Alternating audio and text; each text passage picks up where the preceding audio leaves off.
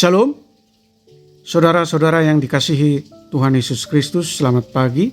Damai sejahtera Allah Bapa dan sukacita Roh Kudus menyertai kita semua. Kiranya kasih dan hikmat Tuhan Yesus Kristus memberkati dan menolong kita untuk melakukan tugas dan pekerjaan kita masing-masing. Nas renungan buat kita hari ini, Senin, tanggal 4 Desember 2023 menurut Almanak HKBP adalah diambil dari Kitab Perjanjian Baru, Injil Markus pasal 11 ayat 25, dikatakan demikian.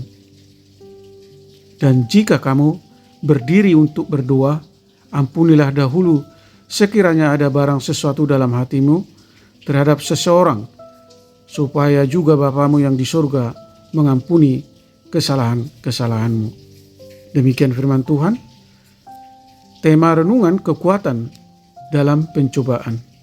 Saudara yang dikasihi Tuhan Yesus Kristus, pernahkah orang menyakiti hatimu? Tentu jawaban kita pasti iya.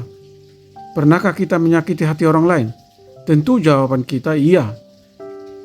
Jika dilanjutkan dengan pertanyaannya, manakah lebih banyak atau lebih sering kita menyakiti hati orang lain atau orang lain yang menyakiti hati kita?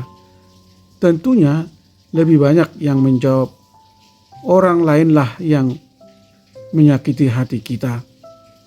Namun bukan hal itu yang paling penting kita jawab. Tetapi pertanyaan yang harus kita jawab adalah, apakah kita mudah untuk melupakan dan memaafkan kesalahan orang lain? Atau kita simpankah rasa sakit hati itu terus-menerus? Firman Tuhan bagi kita pada hari ini mengatakan bahwa setiap orang dapat mendapatkan apa yang dia perlukan asalkan ia meminta dengan hati yang suci dan berdoa dengan ketulusan di dalam nama Allah Bapa. Pertanyaannya adalah, bagaimana supaya hati kita suci memohon kepada Tuhan? Yesus berkata, dan jika kamu berdiri untuk berdoa, ampunilah dahulu sekiranya ada barang sesuatu dalam hatimu terhadap seseorang, supaya juga Bapamu yang di surga mengampuni kesalahan-kesalahanmu. Inilah cara untuk mendapatkan apa yang kita minta kepada Allah jika kita mau mengampuni kesalahan orang lain kepada kita. Ketika kita mau mengampuni kesalahan orang kepada kita, maka disitulah Bapa di surga mengampuni kesalahan kita. Dalam ayat selanjutnya, yaitu ayat 26 dikatakan, tetapi jika kamu tidak mengampuni, maka Bapamu yang di surga juga tidak akan mengampuni kesalahan-kesalahanmu. Oleh karena itu, mengampuni adalah hukum yang pasti dalam kehidupan orang Kristen. Karena kesalahan kita sudah diampuni Bapa di surga melalui kedatangan Kristus di tengah-tengah dunia ini.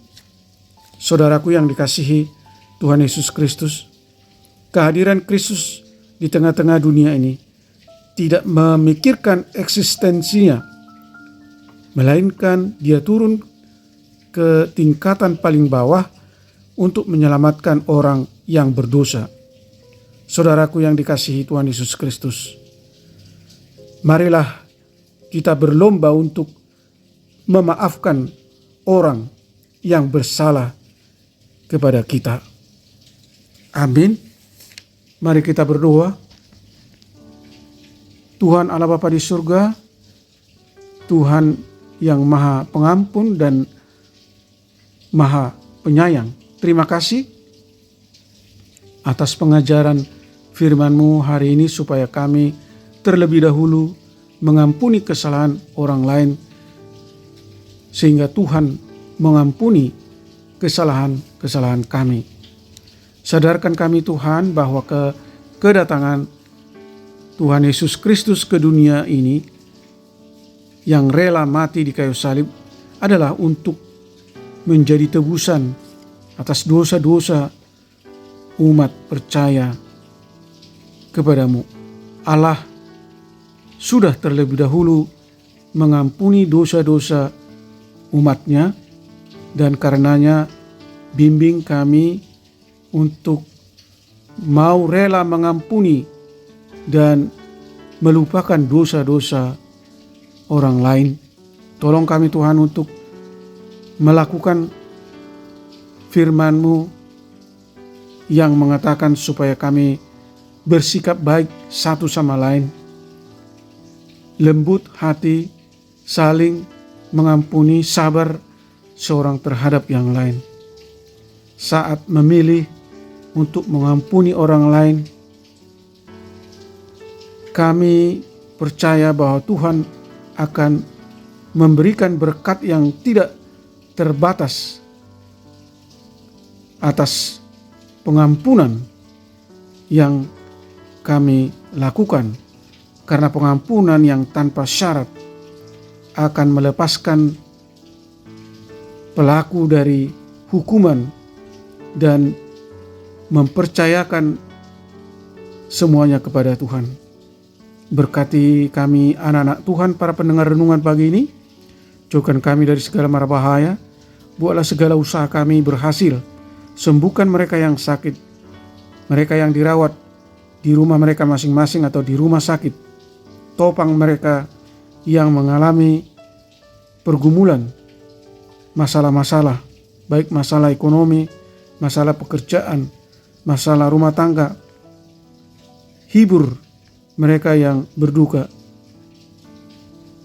Terima kasih Tuhan.